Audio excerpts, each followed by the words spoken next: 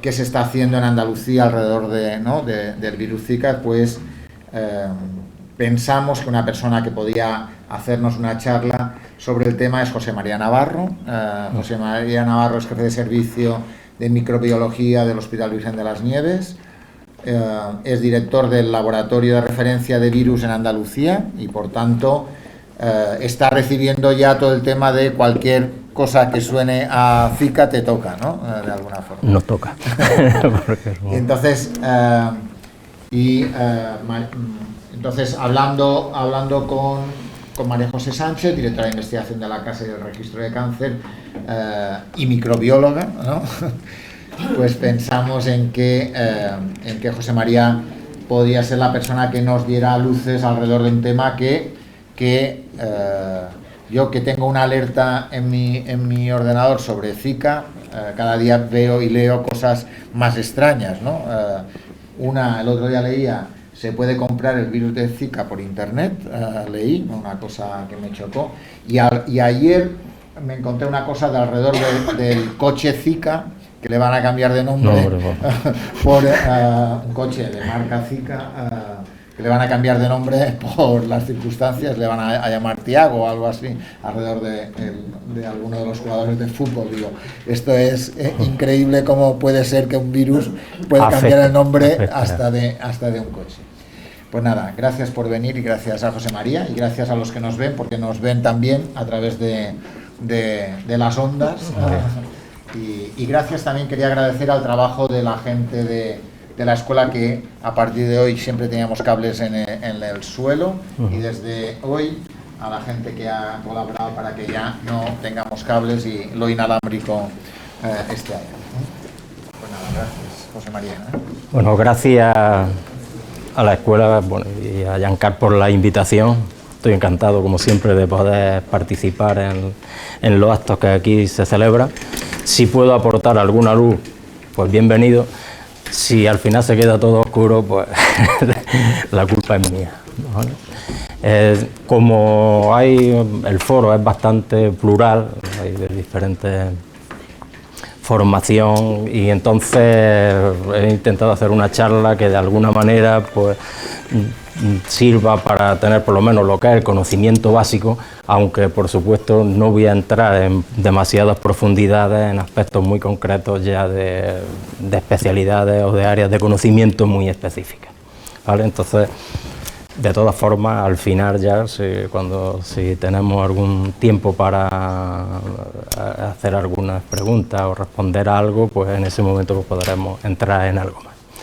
Bueno, de entrada, pues todos sabéis que ha sido desde que hemos empezado el año con esta amenaza que como ya veremos, pues lleva bastante tiempo, bastantes años entre nosotros, pero que en los últimos años pues, ha tenido una serie de particularidades, que es lo que ha hecho que el interés sobre ella crezca, y ahí pues simplemente pues, veis tanto en Lancet como en New England pues aparece la nueva amenaza para el 2016 del virus Zika. Y bueno, pues estamos ante otro nuevo proceso de los que consideramos emergentes o reemergentes, o como queramos llamarlos, procesos que aparecen nuevos o que aparecen de nuevo en un área que hasta ese momento no se daba, o que en esa área aumenta mucho la incidencia. Es de una serie de procesos a los que nos hemos ido acostumbrando, no sé si para bien o para mal en los últimos tiempos, y no sabemos exactamente, probablemente haya también mucho de culpa en todo esto, de este acostumbramiento, en toda la mediación, todo lo mediático que tienen todas estos procesos.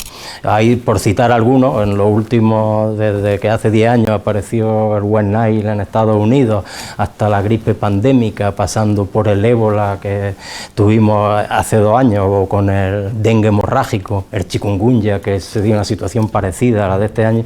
Son nombres que al principio nos parecen raros y después nos acaban sonando, y ya parece que tenemos que ponerle hasta al perro el nombre de chikungunya, ya porque estamos muy familiarizados con estos nombres. Y ahora, pues, el nuevo virus que aparece, el virus Zika, ¿vale? Estamos en este contexto, podía poner muchos más, he querido poner los que más nos suenan, pero continuamente están apareciendo alertas, alarmas, el coronavirus, el MERS coronavirus, que nos ponen...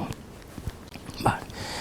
Estas emergencias, ¿a qué se deben? Pues son multifactoriales, aparte de, como ya he dicho, temas mediáticos que puedan de alguna manera amplificar la situación, pues obviamente hay una serie de circunstancias que actualmente vivimos, que no se vivían en otra época en la humanidad y en el planeta llamado Tierra, y que favorece el que surjan estos procesos. Como pueden, por citar algunos, mayor movilidad de la población. Hoy día podemos trasladarnos de un sitio a otro sin demasiados problemas y en un corto espacio de tiempo, incursión humana en nuevos ecosistemas, es decir, de golpe empezamos a deforestar bosques en los que hay viviendo pues, una serie de animales y que tienen a su vez sus virus que se liberan de alguna manera y se van aproximando a otros hábitats donde pueden seguir viviendo. El cambio climático, que también afecta, de hecho por todo el tema del niño que tanto hemos oído hablar estos meses, pues en su día tuvo también mucha repercusión con la aparición del síndrome de distrés respiratorio grave en Estados Unidos, la dispersión de reservorios y de vectores, que ahora veremos a lo que me refiero y que es un poco lo que va a ser el hilo conductor de la charla de hoy.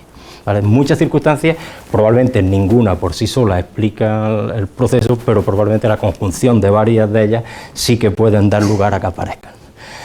Estos virus emergentes pues son muy variopintos. Hay algunos que se pueden transmitir de un hombre infectado a otro humano susceptible, sin que medie nada, como pasaba con el ébola, como pasa con la gripe.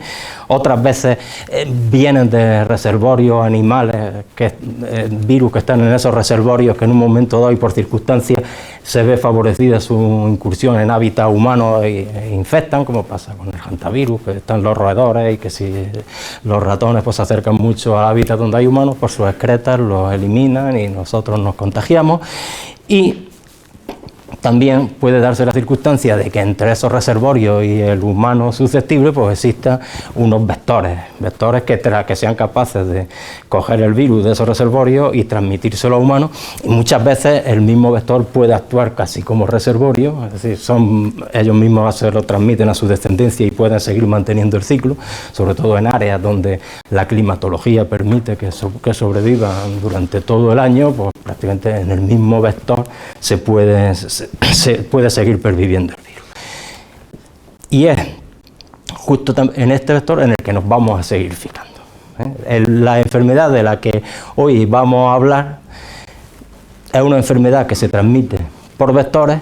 Cuando una enfermedad se transmite por vectores, habitualmente los humanos pues, podemos ser susceptibles, pero es difícil que entre humanos que sufre la enfermedad y humano que es susceptible se pueda dar la infección, a no ser que medien circunstancias como transfusiones, contacto sexual, como ya veremos algunas, pero no es fácil. Es decir, normalmente en estas enfermedades el humano pues, es un huésped finalista, ahí suele acabar la cadena de transmisión.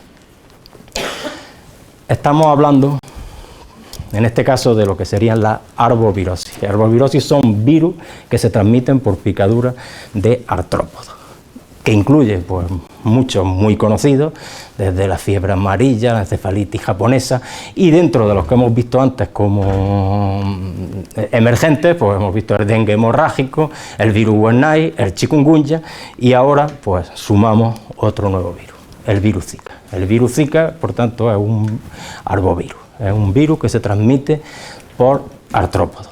No obstante, dentro de los virus que se transmiten por artrópodos, no todos son de la misma familia. Es decir, unos son flavivirus, otros son flevovirus, otros son alfavirus, es decir, son virus diferentes. ¿Qué tienen en común? Que se transmiten por la misma vía. Se transmiten utilizando los artrópodos. El virus Zika pertenece dentro de estas familias que se pueden transmitir por artrópodos a los flavivirus.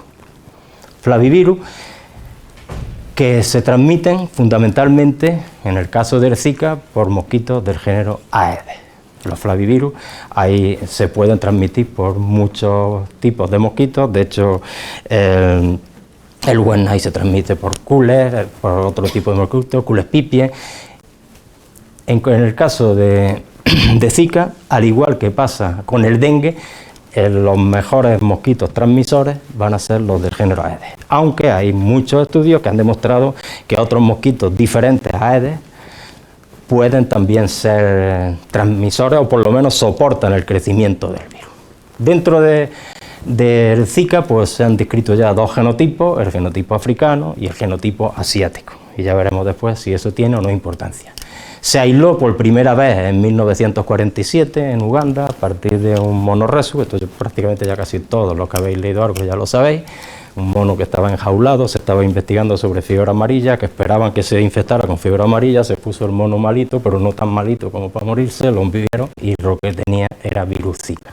A partir de ahí ya se han ido declarando casos esporádicos de infección por este virus, fundamentalmente en África, hasta el 2007, que hubo un brote ya en una isla del Pacífico, en la isla Ya, y hasta la fecha no se han descrito casos autóctonos en Europa. A diferencia, como ya sabéis, del chikungunya, por ejemplo, que ya hay casos autóctonos descritos en Europa, aunque en poca cantidad.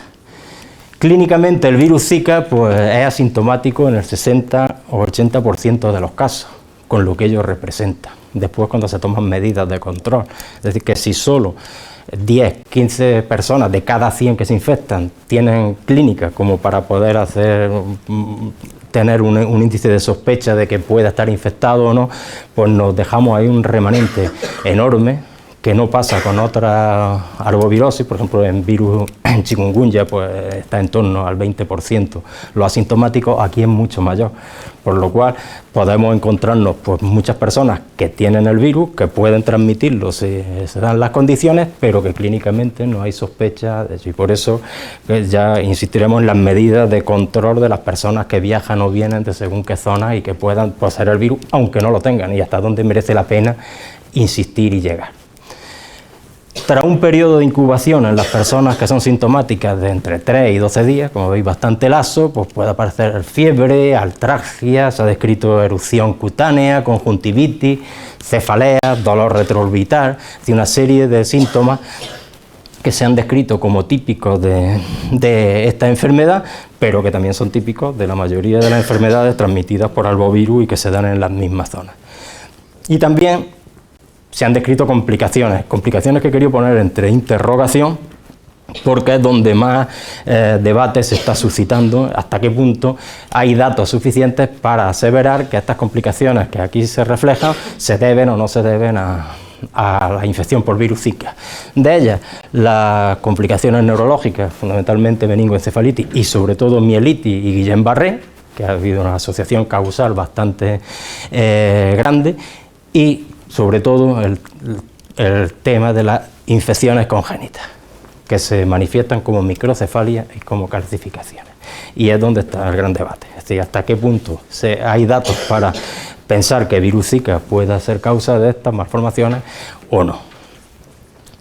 Y bueno, pero esto se puede ir complicando. Es decir, hace unos días salió en el informe del ECDC pues, una típica presentación de Zika virus, infección por virus Zika en una muchacha de 20 años en Brasil. Es un caso que se ha rescatado retrospectivamente, que ingresa en UCI con un cuadro cuasi séptico, que muere a consecuencia de que se le hacen biopsias de pulmón, de hígado, y en todas ellas aparece virus Zika. Era un cuadro de distrés respiratorio que se muere. Es decir, que por poco menos se asocia un cuadro a un proceso. Es decir, complicaciones hasta ahora, eso, pero que puede todavía el tema llevarnos a más, ¿no? Y con respecto a la clínica, ¿cuál es el gran problema? El gran problema es que otros virus que se dan en la misma zona y que infectan en la misma zona, pues provocan una clínica prácticamente idéntica o similar, por lo que es el diagnóstico clínico diferencial entre un cuadro producido por el virus dengue o producido por el virus chikungunya o por el virus Zika es muy difícil.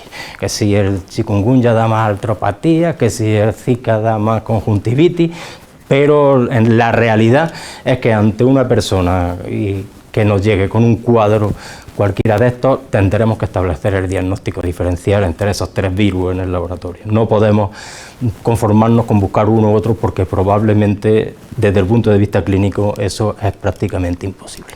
Con respecto a la infección congénita, la alarma surgió cuando desde el Instituto de Salud brasileño pues se pusieron sobre la mesa por una serie de datos, que aquí presento datos traídos del ECDC, en el que se vio que en el último año la incidencia de casos de malformaciones congénitas había subido como la espuma.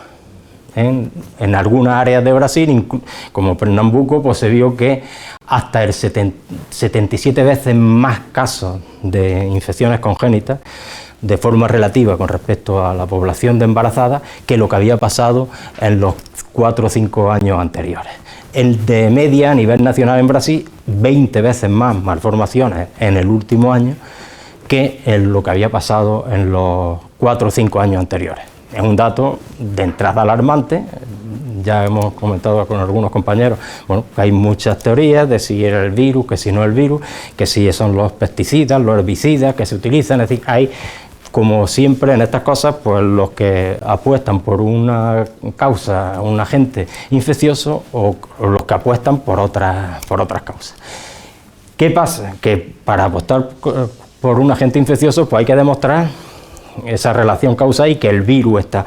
Y ya, pues bueno, hay datos que de alguna manera apoyan la hipótesis de que el virus estar implicado. Aquí, a principios de febrero, pues aparecieron en el Morbidity una serie de 4 casos de 2 nacidos vivos y 2 abortos, en los que tanto en los fetos que se abortaron como en los nacidos vivos se pudo demostrar en la presencia del virus. De hecho, uno de ellos, este caso que traigo del New England, uno de los casos que es un aborto, que fue aborto provocado, en el que se vio ya intraútero por la presencia de calcificaciones, que no se ven muy bien en las imágenes, que después se verían aquí y aquí, pero que cuando se hizo la biopsia de cerebro y se puso por microscopía electrónica, pues empezaron a aparecer imágenes de microscopía electrónica típicas del virus Zika. Es decir, que el virus Zika no será la causa, o será, pero está ahí, ¿vale? En estos casos concretos. Es más, aquí pudieron secuenciar el virus que había y vieron que se pertenecía al linaje asiático. Ya he dicho que había 2 variantes, asiáticas y africanas, después veremos por qué, y que había 2 sustituciones en las posiciones de los aminoácidos en las cadenas en el genoma, en proteínas no estructuradas del virus, y esto lo he querido resaltar porque eso ya pasó con chikungunya, es decir, cambió un poquito su conformación para adaptarse al virus, a un mosquito nuevo, a la Aedes albopictus, y eso hizo que se expandiera mucho más, y además para adaptarse más a infectar a humanos. Y estas mutaciones que se han visto en el virus, pues de alguna manera pueden ir también en ese sentido, pueden ser mecanismos de adaptación a un nuevo vector, porque el vector principal es Aedes aegypti, es decir, el vector principal de este virus, igual que del dengue, igual que del chikungunya en principio, era Aedes aegypti. Pero cambian un poco para adaptarse a otros vectores, probablemente para facilitarse el poder expandirse a otros medios, ¿no? Y este otro caso de cómo el líquido amniótico de mujeres que tenían en los que se detectaron intraútero el feto con microcefalia, obteniendo el líquido amniótico, la mujer ya no tenía, en las pruebas que se le hicieron de biología molecular, las 2 mujeres de las que habla el estudio, no se detectó por PCR el virus en la sangre de la mujer, sin embargo en el líquido amniótico de las 2 mujeres se pudo detectar. Por lo cual estos autores pues apuntan a que estos sugieren muy fuertemente la asociación positiva entre el Zika y los casos de microcefalia. No obstante, dicen que habrá que que seguir estudiando para poder tener mayores y mejores datos, pero que no obstante sugieren que el virus atraviesa efectivamente la barrera placentaria y que de entrada, mientras no se tengan más datos, pues habría que actuar como si fuera un virus que puede producir malformaciones congénitas. Si con el tiempo se sabe más, pues más se sabrá y se podrán tomar otras medidas. De entrada, con estos datos, parece que lo prudente es considerarlo que puede ser un virus que pueda producir malformaciones fetales. Estos autores también logran secuenciar el virus y bueno, que está aquí, y todo esto rojo es la variante asiática y esta sería la variante africana. El virus Zika, como ya he comentado, y cambiando un poquito de tercio, se aisló por primera vez en Angola de Mono rhesus y parece que su ciclo selvático pues está ahí. En Angola el mosquito pica al Mono rhesus, allí en concreto era Aedes africanus el vector que lo estaba transmitiendo, y después pues se han ido dando casos en Nigeria, algunos casos, y hasta 2007 en realidad no se volvió a hablar demasiado del tema. Aparte del mosquito, pues ya se empezaron a citar, y aquí ya estoy trayendo algo de bibliografía de esos brotes que hubo en 2007 ya en la Micronesia, en el que se vio la posibilidad de que se pudiera transmitir por transfusiones sanguíneas. De hecho, un porcentaje alto de personas o de donantes de sangre, hasta el 3%, tenían el virus y teóricamente podrían transmitirlo, y también el potencial de poder transmitirse por vía sexual. De hecho, se ha demostrado que puede aparecer en semen hasta 3-4 semanas después y en algunos casos probablemente más. Es decir, otras vías, no solo el mosquito, sino que puede haber otras vías de transmisión. Desde 1947 hasta 2007 solo casos esporádicos, y en 2007, como digo, hubo ya un brote en la Micronesia que afectó a unas 100 personas en la isla de Yap, que es siempre el que presento, si soy capaz de aquí, ¿vale? En el que bueno, hubo entre probable y confirmado pues casi 100 casos, y donde ya se pudieron empezar a hacer estudios, ya había una población suficiente de casos y agrupados como para obtener esos datos que después hemos visto. Ya se empezaron a hacer estudios en transfusiones, ver cuántos aparecía Zika en semen y demás. Posteriormente, donde resurgió el problema fue en la Polinesia francesa. Es decir, en 2013-2014 fue en esta zona donde volvió ya a reemerger, ya con varios cientos de casos, y en 2015 pues ya tenemos la situación que se ha generado a partir de Brasil con casos autóctonos allí. De forma que en los 2 últimos meses, pues aquí se ven un poco los países que se han visto implicados prácticamente, excepto Argentina y Chile, pues todo el cono es sudamericano y Centroamérica. ¿Y cuál es, digamos, la situación que pueda acontecer al futuro y que a nosotros, desde el punto de vista nuestro de salud pública, nos debe preocupar más? Pues que esto se extienda a Europa o se extienda a otros países como Estados Unidos. En este caso, por eso, desde Estados Unidos es donde han salido de entrada, porque son los que tienen más cerca el problema, pues todas las medidas que ahora comentaremos. ¿Esto es posible? Pues es posible. Probablemente no es muy probable que puedan aparecer casos autóctonos, pero como posible es. ¿Y por qué? Pues porque si vemos qué ha ido pasando con el virus Zika y lo comparamos con lo que ha pasado con chikungunya y con otros virus, pues nos encontramos pues lo que aquí pasa. Los círculos rojos son el verde es virus chikungunya, y el rojo el Zika.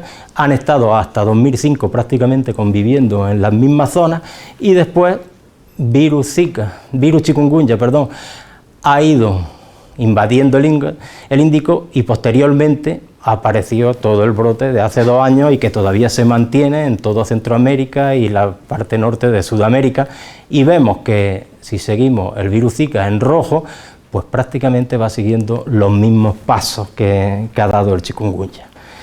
¿Y eso a qué se debe? Pues muy probablemente se deba a este elemento que ahora presento, ¿no? Que es el virus, el mosquito Aedes albopictus.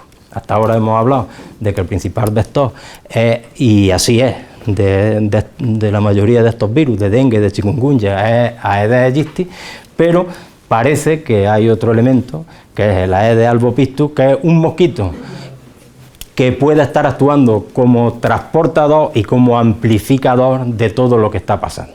De hecho, Aedes albopictus solo existía en las zonas verdes hasta prácticamente el año 2000 y desde entonces hasta ahora pues ya vemos toda la extensión que ha cogido.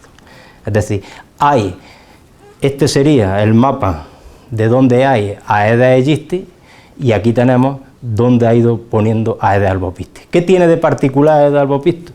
Pues que no solo se limita a las zonas tropicales y subtropicales, como vemos aquí, que es donde suele estar Aedes aegypti, sino que también invade pues, zonas templadas, incluso zonas frías. Aquí está prácticamente en todo Estados Unidos y aquí se ve mal, pero también, como ahora veremos, está en Europa. Aquí lo vemos más claro, Estados Unidos y puntitos negros que dicen dónde se ha detectado Aedes albopictus, perdón. Entonces, parece que en todos estos cuadros Aedes albopictus ha podido actuar como difusor del virus a lo largo del hemisferio y que pueda aparecer o amplificar ya de por sí la causística local que se está produciendo por Aedes aegypti. Probablemente Aedes aegypti sea el máximo responsable, sobre todo se sabe que en los ciclos urbanos así es, y Aedes albopictus pues más selvático y además pues puede permitir la expansión a otras áreas donde no existe o existe muy poco Aedes aegypti. De hecho, pues esto ya tomó conciencia Europa hace unos años a nivel de considerar ya que hay que vigilar sin más remedio. Aquí lo que pasa es que por cuestiones de luz se ve regular nada más la diapositiva y que hay que controlar esos mosquitos. Hay que controlar esos mosquitos porque se vio, por ejemplo, los primeros brotes autóctonos de chikungunya se dieron en Italia en el 2007 a partir de un caso importado y porque allí había Aedes albopictus. Cuando empezaron a investigar se dieron cuenta de que Aedes albopictus llegó por vía marítima en ruedas, en neumáticos que venían del sureste asiático y que traían las larvas que allí eclosionaron y dieron lugar a los mosquitos. Esto hizo que se viera lo fácil que es que un vector pueda trasladarse de un sitio a otro, casi siempre utilizando los vehículos que utilizamos los humanos, los barcos, los aviones, los coches, porque el mosquito por sí mismo normalmente se mueve en un área de 200, 300 metros y de ahí no lo saca, a no ser que vaya. Haciendo caso de estas recomendaciones, en su momento, pues en España surgió una red de vigilancia de estos virus, de los vectores y demás, y en esta red, que en la que participábamos nosotros, pues había un grupo que se encargaba de los vectores importados, se hicieron unos anuncios buscando, se busca, esto estábamos hablando del año 2005, el mosquito tigre, que es la forma más popular de conocerlo, y se vio que efectivamente el mosquito tigre acabó apareciendo, empezaron a aparecer casos en Cataluña, pero después, bueno, esta sería como ha ido el mosquito tigre en Europa, primero en Italia, después fue creciendo aquí ya porque fue cuando empezamos nosotros la búsqueda en 2005 y en 2011 esa sería la foto y esta es la foto actual que es de toda Europa, donde lo rojo es fundamentalmente donde hay en bastante cantidad, lo que hay ya más amarillo es que se ha detectado pero en menos cantidad. Y en España, pues, esto serían la zona más sensible. Como veis, lo que ha hecho ha sido seguir la autopista 7, desde la Junquera hasta Algeciras, prácticamente. El vehículo, lo que ha llevado el mosquito de arriba abajo, probablemente hemos sido nosotros mismos. Estamos de camping allá arriba, cerramos el capó y lo trasladamos. Y entonces, poco a poco se va. Es decir, hay Aedes albopictus en España.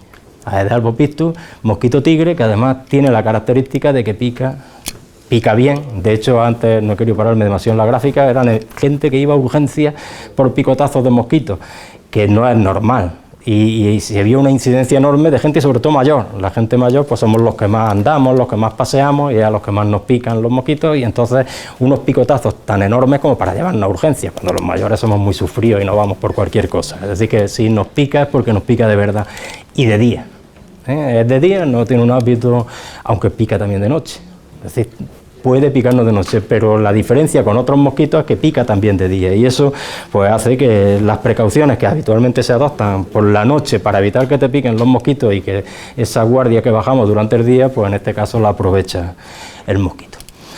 ¿Cómo podemos hacer el diagnóstico virológico de estos virus? Pues como en cualquier otro virus, hay métodos de diagnóstico directo, es decir, vamos a ver el virus por cultivo, por técnica histológica, por técnica de microscopía electrónica y hoy día fundamentalmente por biología molecular, por técnica de amplificación de ácido nucleico, y por otra parte también podemos hacer un diagnóstico retrospectivo, un diagnóstico serológico, un diagnóstico indirecto. De tal manera que si nosotros vemos cuál es la evolución normal de una arbovirosis, pues suele haber un periodo desde que te pica el mosquito hasta que empieza la clínica, un periodo de incubación variable, ya hemos visto entre 3 y 10 días en el caso del Zika, después hay un periodo clínico y luego pues hay un periodo de convalescencia. Habitualmente pues el virus va a estar en las muestras, en sangre y en las muestras primordiales durante la fase clínica, y después ya lo que nos quedamos es con el diagnóstico indirecto, con el diagnóstico serológico. ¿Qué pasa? Que los métodos de diagnóstico directo, fundamentalmente el cultivo o la detección genómica, son métodos que nos dan mucha más confianza, pero que son, primero, más difíciles de usar y segundo, que ya hemos visto que tienen un margen más limitado en el tiempo para poder usarse y sacar información, porque cuando el virus no está, pues no lo podemos encontrar. Los métodos indirectos pues son más fáciles de usar, pero nos dan menos confianza. Nos dan menos confianza porque en estos virus hay una cantidad de reacciones cruzadas entre ellos, sobre todo entre si son flavivirus, pues de un flavivirus con otro, igual que pasa, yo que sé, con el citomegalovirus y el virus de Epstein-Barr. Después, serológicamente, es muy difícil distinguir si un anticuerpo que se ha provocado es frente a un virus dengue o es frente a un virus Zika, y como coinciden los dos virus en el mismo hábitat ahora mismo, es decir, en el caso de África pues no pasaba, pero ya en América sí que coincide, una persona puede haber sufrido infección por cualquiera de los dos, pues nos vemos obligados a, cuando sale una reacción positiva por tanto de IgM como de IgG y queremos hacer el diagnóstico por ahí porque las técnicas directas pues están en un periodo que ya no nos sirve, a tener que utilizar otra técnica que se llama de seroneutralización. Es decir, tenemos que crecer el virus, meterle el suero del enfermo y ver que ese virus deja de crecer o inhibe, ese suero inhibe el crecimiento. Y para eso se necesitan cultivos celulares, se necesita manejar virus y se necesitan instalaciones que no es fácil tener y es la única manera de poder confirmarlo. Por eso no todo el mundo puede afrontar el diagnóstico de estos procesos y por eso pues son limitados los laboratorios en los que se hace el diagnóstico, porque fundamentalmente lo más fácil, que es la serología, la confianza que nos da pues muy baja. Tenemos siempre que confirmar y para confirmar pues ya entramos en este lado de la balanza. Métodos que nos dan mucha confianza, pero métodos que no son fáciles de usar. ¿Qué muestra hay que mandar? Pues fundamentalmente en el caso del Zika, y para la mayoría de la arbovirosis, pues mientras está la clínica, entre los 0 y 5 días, se puede, lo mejor es intentar aislarlo o por PCR, que es la técnica que más se usa. Entre 5 y 7 días, pues se puede seguir utilizando alguna técnica directa, pero ya pueden empezar a verse algunos anticuerpos de tipo IgM que también se puede usar. Y después de 7 días, pues prácticamente estamos en manos solo del diagnóstico serológico con las complicaciones que he visto que he comentado que puede tener. También es una muestra muy adecuada y que cada vez se está valorando más para el diagnóstico de arbovirosis, porque la mayoría de los arbovirus acaban excretándose por orina y suelen estar más tiempo en la orina del que están en sangre, como sabéis, eso pasa con el sarampión, pasa con la parotiditis, pasa con muchos otros virus, que después las vías de excreción ahí suele estar más tiempo que en la fase de viremia donde lo vemos. De hecho, pues hasta 15 días se considera que puede ser útil la orina para poder intentar aislamiento o PCR. Entonces es una muestra que se recomienda que se mande en parejo con el suero para cuando se quiere descartar Zika. Y luego, pues bueno, pueden aparecernos otro tipo de muestras, ya saliva, semen, placenta, ya depende de la circunstancia particular del caso. Pues recordad siempre que si no se manda de inmediato, hasta 3 días se puede mantener eso refrigerado sin mayores problemas, pero si se va a tardar más, pues ya habría que congelarlo, normalmente a menos 70, que los virus por temperaturas por debajo de menos 70, menos 80 grados o por encima, pues son deletéreas para muchos virus, y para estos que son envueltos, y pues mucho más todavía, son envueltos a ARN, y entonces pues es difícil. El algoritmo que se sigue habitualmente en el diagnóstico, pues es el que recomendaron ya de entrada desde los CDC. Básicamente, pues nosotros, si estamos en esas primeras semanas de clínica, lo mejor es intentar por PCR, pues descartando siempre a los 3 virus, es decir, no se van derechos a Zika o a dengue, sino hay que siempre estudiar los 3, pues hacer una PCR, si sale positiva te da el diagnóstico, si sale negativa pues se descarta en principio. No obstante, si ya aquí estamos, si han pasado más de 4 o 7 días, se puede ya empezar a intentar el diagnóstico serológico de entrada con IgM, que son las que primero se producen, y seguir los algoritmos. Si salen positivas, pues habría que hacer esta prueba que pone aquí, PRN, que es la neutralización. Si sale negativo, pues descarta el caso. Es decir, que según las circunstancias nos vamos adaptando. También se pueden tomar sueros en fase convaleciente, por probarlo con estos sueros que hemos tomado en fase aguda y ver seroconversiones. Ahí ya estamos hablando de diagnósticos retrospectivos que, bueno, que pueden tener utilidad en algunos casos. Y hay situaciones particulares, como puede ser el de las embarazadas, que son asintomáticas. Por eso digo, ¿hasta dónde llegamos con los asintomáticos sabiendo que la mayoría de la gente es asintomática? No podemos testar a todo el que llegue, que haya viajado a Sudamérica o a Centroamérica en estos días. Entonces, en el caso de la embarazada, en Estados Unidos sí que recomiendan, aunque si están asintomáticas, por lo menos hacerle una IgM, como se hace en nuestro caso a veces cuando hay sospecha de rubéola o sospecha, y si sale positivo, pues entonces ya habría que hacerle test de seroneutralización. Hay muchas otras recomendaciones que han ido saliendo pues, a la luz de los conocimientos que se van teniendo para cómo se puede evitar la transmisión sexual, que si llevas menos de 14 días desde que has vuelto de zona de riesgo, pues mejor es tomar medidas de protección. Si estás asintomático, si has tenido clínica, pues espérate hasta 6 meses antes de tener relaciones sin protección. Guías para ver qué se hace con los recién nacidos que nacen de una madre que ha podido tener. Es decir, ahí ya un poco están saliendo guías para todo.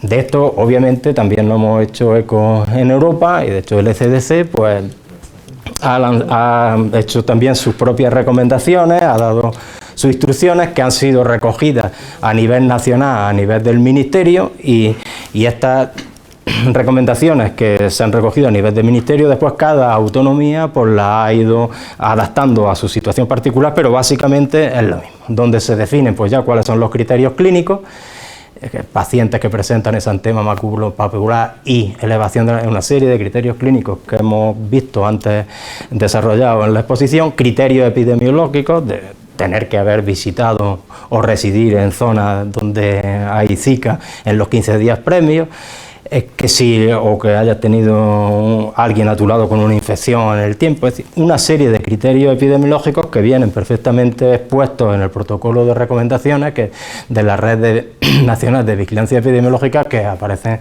en el Servicio de Vigilancia Epidemiológica de Andalucía, y que es el protocolo que nosotros estamos siguiendo. ¿Cuáles son los criterios de laboratorio para decir que un caso está confirmado? Pues por lo menos que haya uno de los siguientes: aislamiento del virus, obviamente, detección de ácido nucleico en una muestra clínica o detección de anticuerpos neutralizantes en suero. Es decir, la simple presencia de anticuerpos positivos, IgG o IgM, puede hacer el caso probable, pero no confirmado. Para confirmarlo se necesita, si solo se utiliza la serología, porque por PCR no se ha detectado nada, se necesitaría hacer la prueba de neutralización. Tipos de muestras, pues los ya comentados, suero y orina fundamentalmente. ¿Cómo se envían esas muestras? Pues ya he dicho, normalmente se deben de enviar refrigeradas y se deben de enviar pues, a nuestro laboratorio en el caso de Andalucía. Y después cada comunidad pues, ha establecido sus propios circuitos. En nuestro caso, pues las muestras nos deben de llegar a nosotros, a nuestra dirección, y después, pues una vez que se hayan hecho los análisis, pues los casos se clasificarán como sospechosos, como probables o como confirmados a razón de los criterios que vayan cumpliendo.